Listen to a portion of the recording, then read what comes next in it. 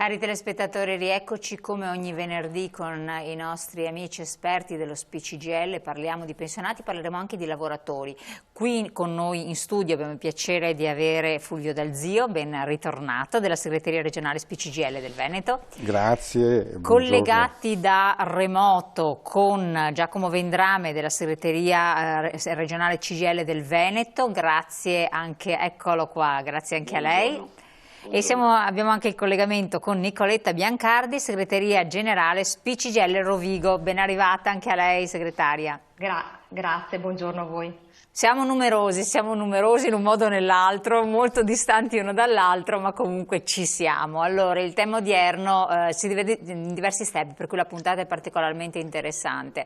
Allora, io direi di incominciare subito con la questione che riguarda i provvedimenti che sono stati adottati a tutela del mondo del lavoro, dei lavoratori, e quindi intercettare subito Giacomo Vendrame in modo che ci racconti qual è lo stato dell'arte della situazione dal punto di vista come sindacato dei lavoratori.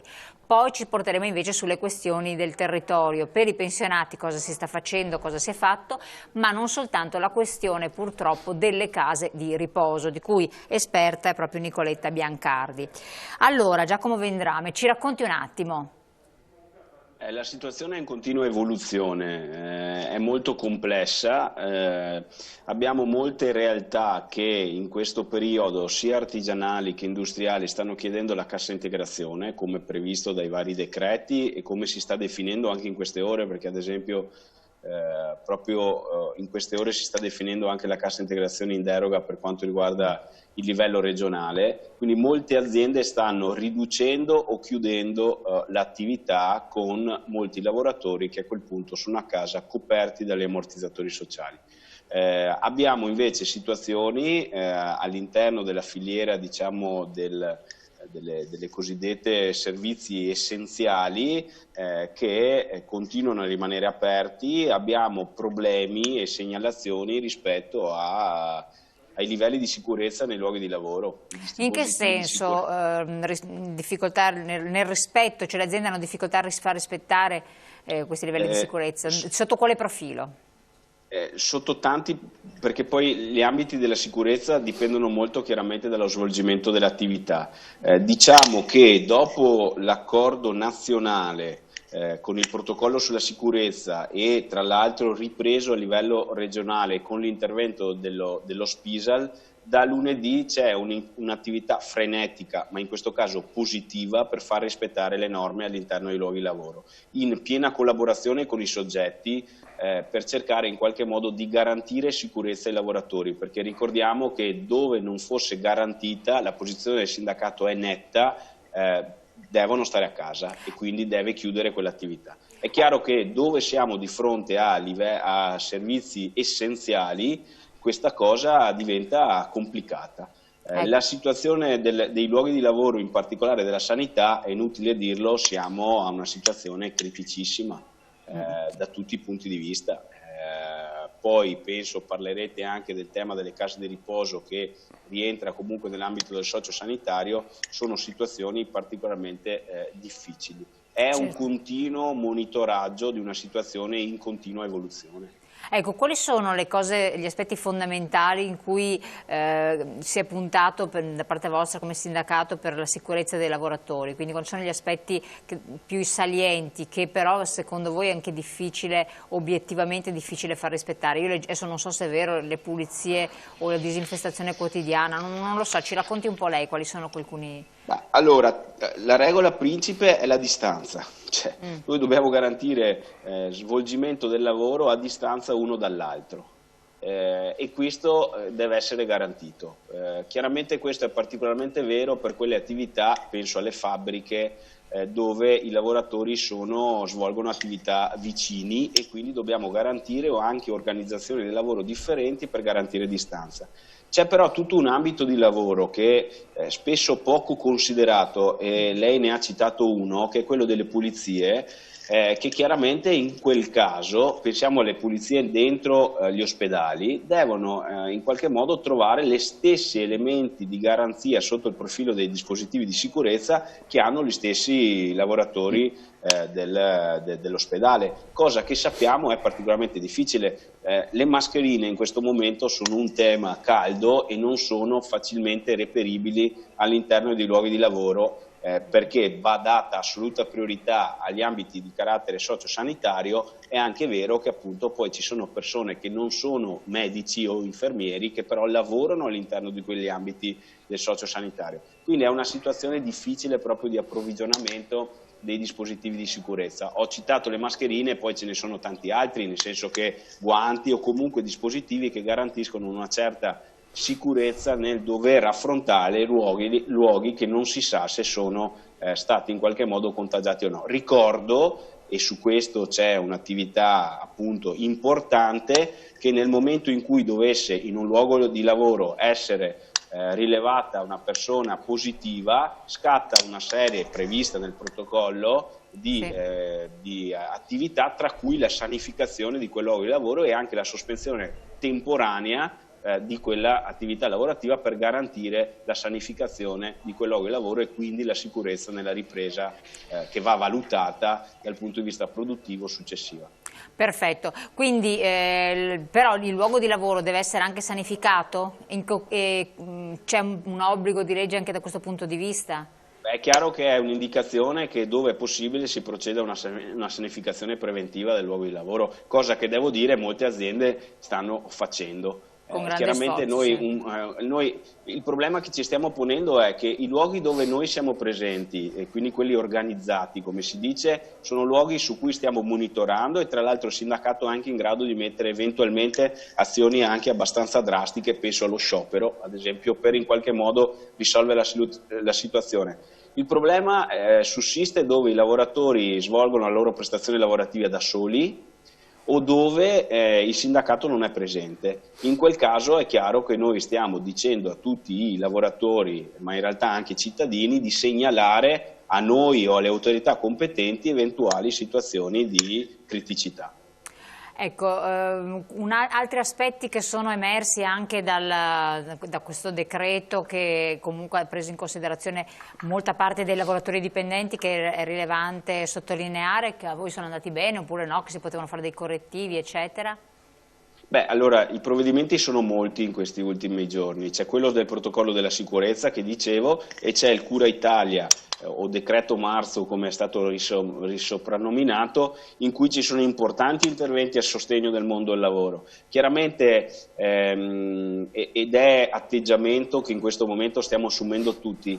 L'evoluzione è talmente in tempo reale che chiaramente anche le eventuali criticità vengono affrontate in maniera, non so dire, contestuale. Quindi adesso la dico male probabilmente, portiamoci a casa quello che di buono c'è e ce n'è molto dal decreto Cura Italia. Le criticità è un elemento di continuo confronto con governo, con regione, con le istituzioni per poter migliorare, perché insomma l'obiettivo è quello di garantire coperture e sostegno al reddito delle persone colpite dagli effetti del coronavirus, tenendo presente che la priorità è quella sanitaria.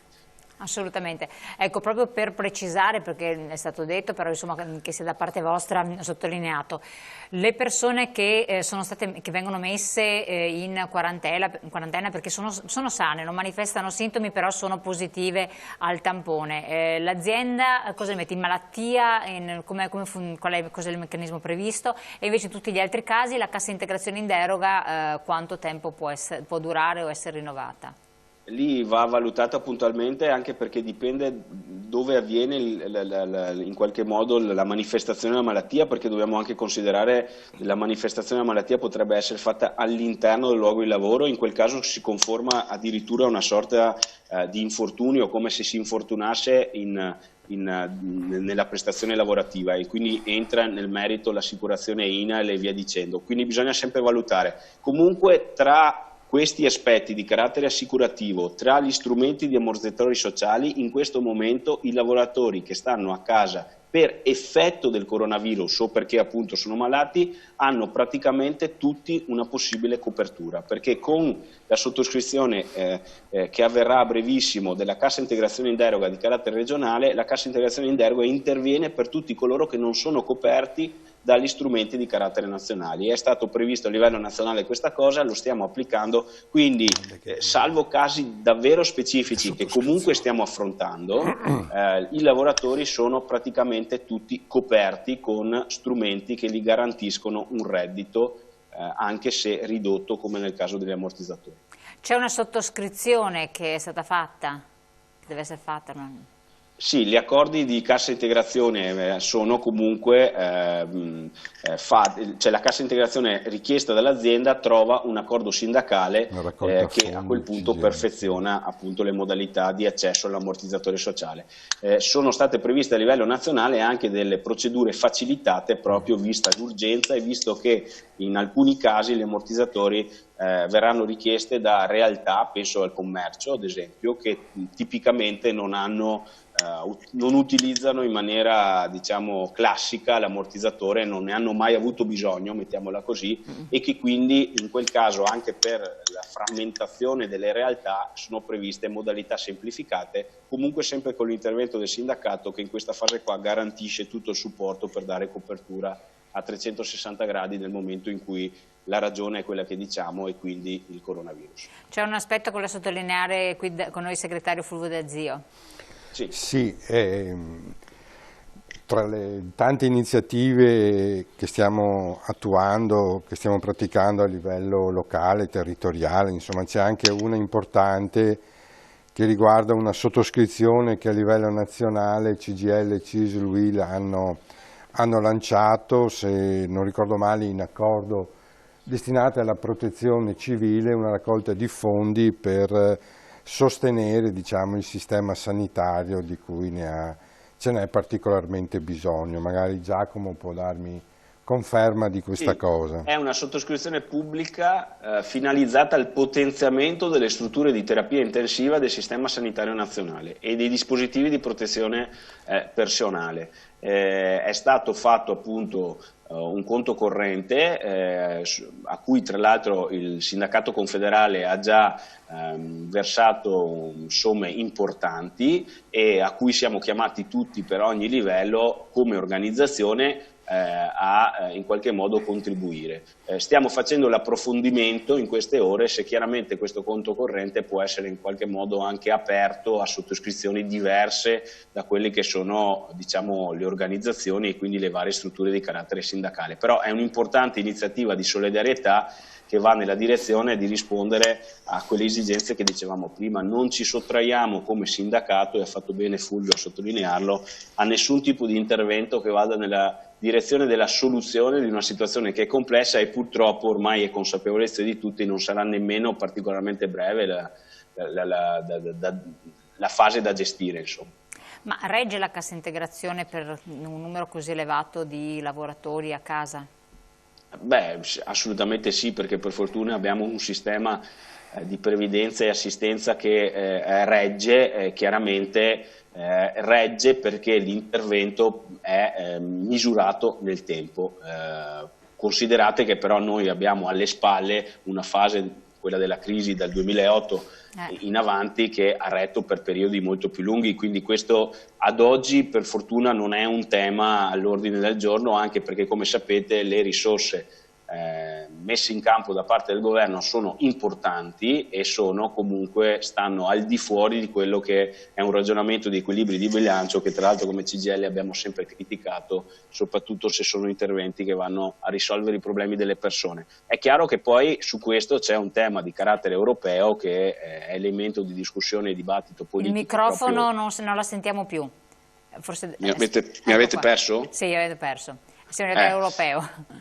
A livello europeo si sta discutendo di come fare un intervento complessivo di carattere economico per rispondere a una situazione davvero emergenziale. Su questo ci auguriamo che la politica europea sappia decidere nella direzione in qualche modo di dare risposte concrete e quindi di stanziare risorse importanti per una situazione che, bisogna dirlo, è inedita per tutti e quindi va monitorata con massima attenzione.